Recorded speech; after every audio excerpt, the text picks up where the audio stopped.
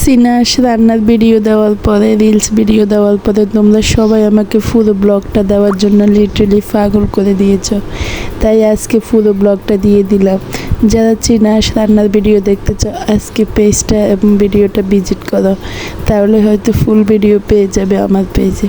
আর যাদের সামনে আমার পেজটা নতুনভাবে যাবে তারা প্লিজ একটা লাইক, একটা ফলো আর একটা শেয়ার দিয়ে পাশে থাকবে, কারণ তোমার একটা লাইক, ফলো, শেয়ার হয়তো আমাকে অনেকটা অনুপ্রাণিত করবে আরও সুন্দর সুন্দর ভিডিও তৈরি করার জন্য। অনেকে ডাক বলে ভাইরাল, আর আমি না হয় চিনাস রান্না করে দেখি ভাইরাল হতে পারে কিনে। পাতিয়াস অনেক রান্না করলাম, তবে চিনাস কখনো রান্না করিনি এবং কখনো খাইনি। এই প্রথম আমি খেলাম এবং রান্না করলাম, আর সেটা তোমাদের সাথে শেয়ার করলাম। যদি ভালো লাগে পুরো ভিডিওটা দেখবা আর লাইক, ফলো, শেয়ার দিবা। এই যে দেখতে থাকো আমি কিভাবে রান্না করলাম। আমি সবগুলো মশলা আগে ম্যারিনেট করে হাঁসের সাথে মেখে রেখে দিয়েছি। এখন আমি গরম তেলে পেঁয়াজ দিয়ে, গরম মশলা দিয়ে এগুলোকে এখন ভাজতে থাকবো। ভাজার পরে আমি ম্যারিনেট করা মাংসগুলোকে তেলের উপর ছেড়ে দিব। এখন হয়তো অনেকে বলবে যে আপু তুমি কীভাবে ভয়েস দিচ্ছ, পাশে অনেক তোমার সাউন্ড আসতেছে। আমি আসলে উপরে অনেক জোরে ফ্যান চলতেছে আর আমি মাইক্রোফোন ছাড়াই আমি ভয়েসটা এডিট করতেছি, সে কারণে বাইরের ভয়েসটা অনেক বেশি আসতেছে।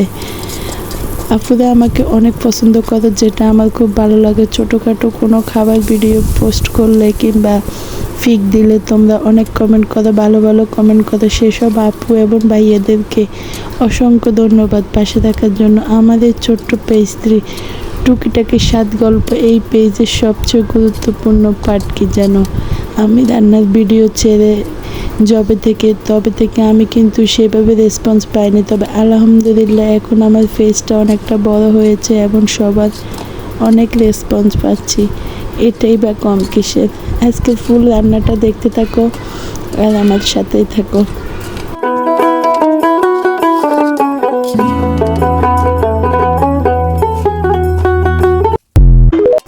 একটু ঘুরে আসলাম, ঘুরে আসার পরে দেখলাম যে আমার রান্নাটা মাশাআল্লাহ মাংস কষানোটা অনেক সুন্দর হয়ে গেছে, এবং কি আমি এখানে কোনো ফানে দিই নাই। এই ফানেগুলো মাংস থেকে বাইরে হওয়া ফানে। এখন আমি ভাবতেছি হালকা একটু ফানে দিব, কারণ আমি যখন রান্না বসিয়ে উঠে যাই, এটা তো মাটির চুলার নিচে দিয়ে একটু লেগে যায়, তাই কড়াইয়ে, সে কারণে এখন একটু ফানে দিব, কারণ মাংসগুলো দেখতেছেন আপনারা অনেক মিহি হয়ে গেছে। আবার এখানে আমি কিন্তু গোটা রসুন ইউজ করলাম। হাঁসের মাংসের সাথে যদি আপনারা গোটা রসুন ইউজ করেন তাহলে মাংসটা খেতে অনেক মজা হয়, আর আমি সেই জন্য এখানে গোটা রসুনগুলো দিলাম। কারণ খাওয়ার সাথে যখন গোটা রসুন একটা মেখে আপনি খাবেন গরম ভাতের সাথে, জাস্ট ওয়াও। এই যে দেখতে থাক, আর অবশ্যই তোমরা লাইক, ফলো, শেয়ার করবা, সুন্দর একটা গঠনমূলক কমেন্ট করবা।